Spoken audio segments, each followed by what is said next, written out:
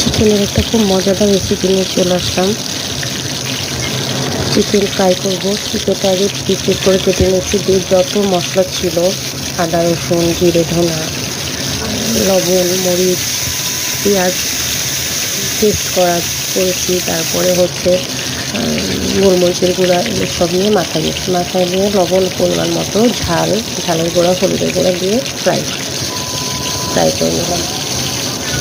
তারপরে ফ্রাই করে নেওয়ার পরে আমি আলুটাও হলুদ আর হচ্ছে লবণ দিয়ে মাথায় রেখেছিলাম, এটা ফ্রাই করে নেব। আমার সাইডে যে এখন হচ্ছে এটা দ্রুত রান্না হবে এবং খুব টেস্টি মজার রেসিপি। ভালো থাকবেন। আসসালামু আলাইকুম। সবাইকে অসংখ্য ধন্যবাদ। লাইক ও শেয়ার করতে ভুলবেন না। পাশে থাকবেন। আল্লাহ হাফেজ। ইনশাআল্লাহ পরবর্তীকালে দেখা হবে।